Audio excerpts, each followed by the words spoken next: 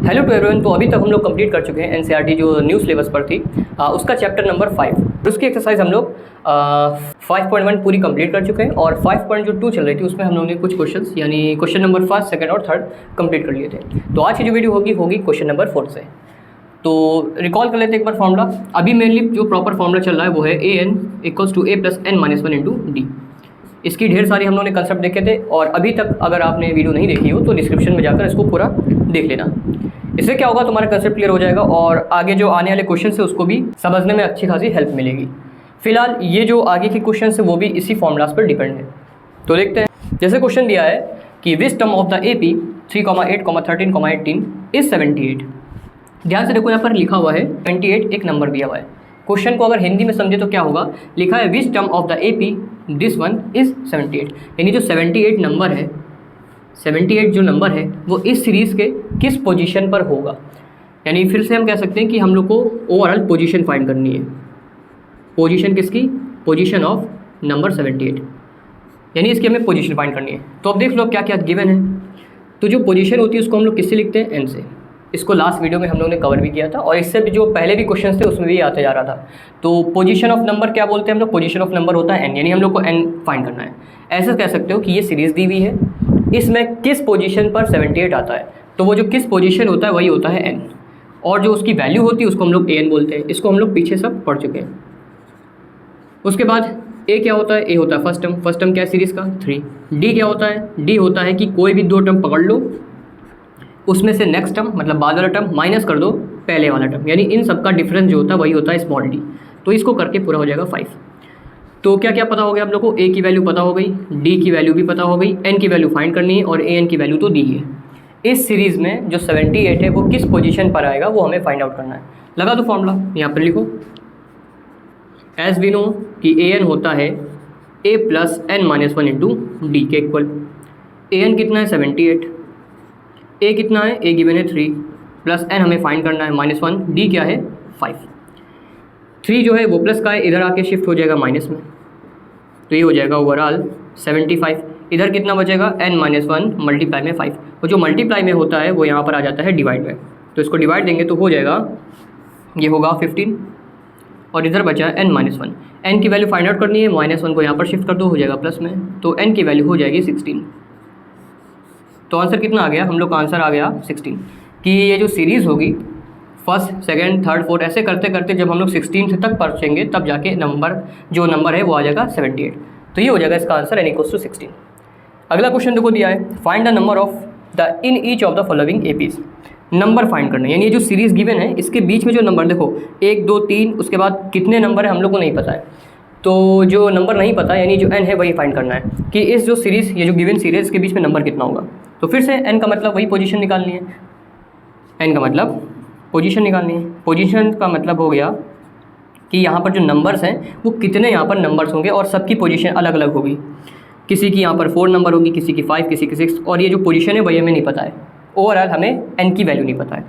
कह सकते हो लास्ट टर्म जो होता है वो an होता है। लास्ट टर्म क्या, जितने भी नंबर्स होते हैं उनका जो सबसे लास्ट का टर्म होता है या आखिरी नंबर होता है उसको n बोल सकते हैं। a गिवन है 7 और d क्या है? d होता है कोई भी 2 टर्म पकड़ लो और उसमें से बाद वाला टर्म माइनस पहले वाला टर्म, तो 13 - 7 कर दोगे तो कितना हो जाएगा? 6। n की वैल्यू निकाल लो, फॉर्मूला वही लगेगा, an = a + n - 1 × d। an कितना है? लास्ट टर्म रख दो 205। a कितना गिवन है? a तो है 7 प्लस n का मतलब हाउ मेनी टर्म्स, मतलब कितने यहाँ पर टर्म्स होंगे, और n कितना हमें फाइंड करना है? -1। d क्या हो गया? d हमने निकाला 6। अब इसको सॉल्व कर लो, +7 इधर जाएगा तो माइनस में हो जाएगा, माइनस कितना बचा? ये बचा n - 1 × 6। इसको जब प्लस करेंगे तो हो जाएगा 1, 9 और 8 इक्वल्स हो जाएगा n - 1। मल्टीप्लाई से आ जाएगा यहाँ पर डिवाइड में, इसको डिवाइड कर लो, ये हो जाएगा, यहाँ पे लिख लो 6 3 = 18 और 6 3 = 18, ये n - 1 -1 यहाँ पर शिफ्ट कर दो, हो जाएगा प्लस में। तो ओवरऑल n की वैल्यू हो जाएगी 34। यानी जो सीरीज़ है इस पर टोटल नंबर कितने होंगे इन सबको मिला के? 34। यानी ये जो सीरीज़ के बीच में जो नंबर्स होंगे वो पूरे सबको मिला के 34 होंगे। यहाँ पर एक चीज़ हम लोग को ये समझ में आई कि n का एक मतलब तो हो गया पोजीशन ऑफ नंबर, जैसे ये वाला क्वेश्चन था। और एक n का मतलब होता है how many numbers, how many numbers. Hindi में बोले तो ये पोजीशन मतलब तुम्हें स्थिति बता देगा कि कौन सा नंबर तुम्हारा किस पोजीशन या किस स्थिति पर है।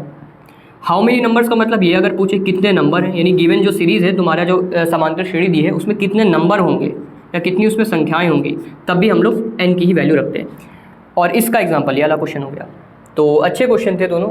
ये वाला देखो, ये भी सेम ऐसे ही है, इसमें फर्स्ट टर्म दिया है तो a की वैल्यू 18 हो गई, और उसके बाद d निकाल लो। d क्या होता है, कोई भी दो टर्म पकड़ लो, उसमें से पहले बाद वाला टर्म यानी 15 होल 1/2 माइनस उससे पहले वाला टर्म यानी नेक्स्ट टर्म माइनस प्रीवियस। अब इसको सॉल्व कर लो। ये पता है ना जब होल होता है कैसे सॉल्व होता है, जैसे लिखा है 15 होल 1/2, तो पहले इनका मल्टीप्लाई होता है जो कि हो जाएगा 30, उसके बाद ये प्लस हो जाता है यानी +1, तो हो जाएगा 31, और अपॉन 2 तो हमेशा लिखते ही हैं। अपॉन 2 मतलब जो अपॉन में होता है नंबर उसको हम लोग हमेशा लिखते हैं। तो हो गया 31 या 31/2 माइनस ही हो जाएगा 18। सॉल्व कर लो इसको, ये एलसीएम होके हो जाएगा या मल्टीप्लाई होके होगा 2, ये होगा 31, ये हो जाएगा 36। ओवरऑल इसको काट पीट के हो जाएगा -5/2। ये हो गई डी की वैल्यू। इसको यहाँ सॉल्व कर लेते हैं। ए गिवन है 18, डी की वैल्यू आ गई -5/2, लास्ट टर्म क्या है तुम्हारा -47, तो ए एन की वैल्यू हो जाएगी -47। हमें एन निकालना है यानी हाउ मेनी टर्म्स या how many numbers are there, तो लिख लो फॉर्मूला पूरा। ए एन इक्वल्स टू हो जाएगा a + n-1 into d. A n की वैल्यू कितनी है -47, ए कितना है 18 प्लस एन कितना है निकालना है, डी क्या दिया हुआ है, डी निकाला है, डी जो है निकाला है -5/2। फिर से +8, यहाँ पर +18 हो जाएगा माइनस में, तो यहाँ पर माइनस शिफ्ट कर दो, इक्वल्स टू बचेगा तुम्हारे पास n-1 इन ब्रैकेट -5/2। ब्रैकेट का अच्छा खासा ख्याल रखना है, जहाँ पर माइनस आता है वहाँ पर ब्रैकेट लगाना ज़रूरी हो जाता है। सॉल्व कर लो इसको, तो माइनस माइनस क्या डिसाइड करेंगे प्लस, तो 47 में अगर 18 प्लस कर देंगे तो हो जाएगा 5 कैरी 1 और ये हो जाएगा 6, ठीक है, -65। इधर क्या बचा देखो यहाँ से n-1 और ये है -5/2।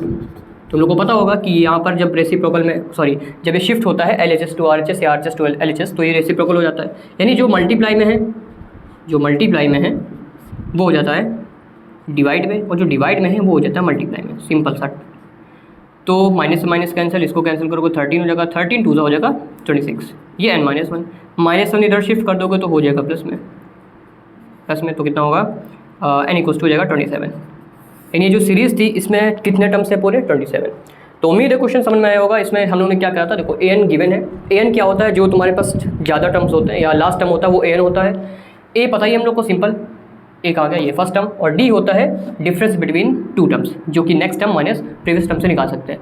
बाकी हम लोग को n निकालना था, इस पर था कि इस नंबर की इस सीरीज़ में पोजीशन कितनी है, तब भी n निकाल लिया, और इसमें सीरीज़ थे और ये पूछा था कि इसमें नंबर्स कितने हैं, तब भी हम लोगों ने n निकाल लिया।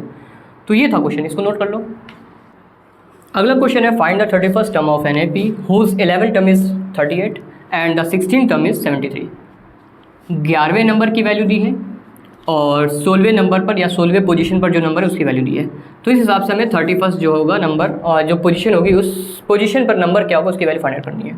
ये भी क्वेश्चन इंपॉर्टेंट जाते हैं, लेकिन इसमें फ़ायदा क्या है, बहुत ही ईजी होता है। मतलब इसमें 2 इक्वेशन बनती है, बस हमको सॉल्व करके आंसर रख देना होता है। यानी कहा जाए 4 नंबर के हिसाब से सबसे ईजी क्वेश्चन यही होते हैं। देखो क्या करना है, गिवन क्या क्या देखो यहाँ पर लिखते हैं, पहले सॉल्यूशन में आ जाएगा। फर्स्ट ऑफ ऑल गिवन है 11th टर्म की वैल्यू दी है, यानी value of 11th term, value of 11th term given है 38। हम जानते हैं 11 टर्म को लिखते हैं A11, और प्रीवियस वीडियो में देखा होगा 11 को कैसे लिखते हैं। अगर यहाँ पर 11 है तो यहाँ पर लिख दो एक कम करके यानी 10D, उसके बाद a अपने आप से जोड़ दो a + 10D। अगर ये नहीं समझ में आए तो देखो इसको, फॉर्मूला होता है an equals to a + n-1 into d. अब n कितना है, n है ना पोजीशन 11, तो जहाँ पर n है वहाँ पर 11 लिख दो, और यहाँ पर n है तो यहाँ पर भी 11 ही लिख दो। तो देखो क्या हो जाएगा, a + 11-1 यानी 10D ये लिखा है यहाँ पर। जो भी टर्म निकालना हो जैसे 11, उसमें d के पास 1 माइनस कर दो, यानी 11 है तो 10, और उसके बाद a अपने आप लिख दो। तो इसकी वैल्यू कितनी गिवन है 38। तो इक्वेशन ध्यान से देखा जाए क्या बन गई, a + 10D इक्वल्स टू 38। दूसरा क्या गिवन है, लिख लो यहीं पर लिखा है एंड 16 टर्म इज 73, यानी value of 16th term equals to 73। फिर से भाई 16 है तो यहाँ पर 16 लिखोगे, यहाँ पर 16 है तो एक लेस कर दो 15d और एक अपने आप से a ऐड कर दो बाय दिस फॉर्मूला। यहाँ पर 16 है तो 16 -1 यानी 15 हो जाएगा 15d इक्वल्स टू कितना हो जाएगा 73। तो फिर से क्या इक्वेशन बन गई a plus 15d equals to 73। अब इजी हो गया। अगर पीछे की इक्वेशन वाला जो चैप्टर है, जैसे chapter number 3 chapter number 4 NCERT में, अगर वो अच्छे से किया तो ये तुम्हें क्वेश्चन अब बहुत इजी लगते होंगे। इसमें देखो 2 इक्वेशन बन गई, बस सॉल्व कर लेना है। या तो a की वैल्यू उठा के उसमें पुट कर दो, या तो उसमें इसे a की वैल्यू उठा के यहाँ पुट कर दो। d की भी वैल्यू निकाल सकते हो। तो हम लोग चलो यहाँ पर रखते हैं a की वैल्यू निकालते हैं। तो a हो जाएगा प्लस 10d उधर भेज दो तो RHS में शिफ्ट होते हो जाएगा 10d। a की वैल्यू निकाल ली हम लोगों ने, इसको लेट कर लो इक्वेशन फर्स्ट और ये हो जाएगा इक्वेशन सेकंड। लिखो कहानी यहाँ पर, putting the value of a in equation second. a का मान समीकरण 2 में रखने पर रख दो। a के प्लेस पे क्या रख दोगे 38 माइनस क्या था 10d, ठीक। ये तुमने a की जगह पर लिख दिया, आगे क्या है प्लस 15d तो 15d लिखो इक्वल्स टू हो जाएगा 73। सॉल्व कर लो इसको। तो देखो ये माइनस ये प्लस ये d है ना, लाइक टर्म मतलब दोनों के पास d है तो ऐड और सब्ट्रैक्ट हो जाएंगे तो बचेगा पूरा 5d। 38 उधर शिफ्ट कर दो तो 73 में माइनस कर दोगे 38 तो सॉल्व होकर हो जाएगा 5 और ये बचा 6 और 3 ये 3 तो 5d इक्वल्स टू हो गया 35। 5 से कर दो डिवाइड तो हो जाएगा 7। तो d की वैल्यू कितनी हो गई 7। अब d की वैल्यू उठाकर इसमें पुट कर दो ताकि a की वैल्यू आ जाए। तो a हो जाएगा 38 माइनस 10d। यहाँ पर लिख लेना language, putting the value of d in equation first, या d का मान समीकरण 1 में रखने पर तो हो जाएगा 7। हाँ d हो जाएगा 7 तो क्या हो जाएगा देखो 38 माइनस ये हो जाएगा 70। वे इसको लेस कर दो तो होगा यहाँ पर बचेगा 2 और ये हो गया 6 में 3 यानी -32। ये हो गई a की वैल्यू, यानी फर्स्ट टर्म था -32 और इनके बीच का डिफरेंस क्या है 7। अब कुछ भी निकाल सकते हो। किस पोजीशन का नंबर फाइंड करना है हम लोग को 31। नाउ इसको तुम लोग कॉपी में सबसे नीचे लिखोगे, मतलब पहले ये फिर ये उसके बाद ये। नाउ 31st टर्म क्या होगा 31st है तो यहाँ पर लिख दो 30 और ये d, उसके बाद a जोड़ना जरूरी होता है। a कितना आया हम लोगों का, a आया -32 प्लस 30, d क्या है d निकला है 7। सॉल्व कर लो -32 प्लस ये हो जाएगा 210। सॉल्व कर लो इसको, 210 में 32 लेस करना है तो 8 और ये हो गया 17, ये हो जाएगा 17 यानी 8 यानी 178। ये हो जाएगा 31st नंबर। अगर कैलकुलेशन गलत नहीं है तो ये आंसर तुम्हारा आ रहा होगा, अदरवाइज़ कैलकुलेशन अपने आप चेक कर लेना। फिलहाल सही है लेकिन फिर भी क्या करा, फिर से देखो 11 टर्म की वैल्यू दी है तो 11 टर्म से एक इक्वेशन ये बन गई, 16 टर्म दिया हुआ है तो 16 टर्म से एक वैल्यू ये बन गई या इक्वेशन बन गई। अब दोनों इक्वेशन से हम लोग ने रिस्पेक्टिवली पहले d और a की वैल्यू फाइंड कर ली।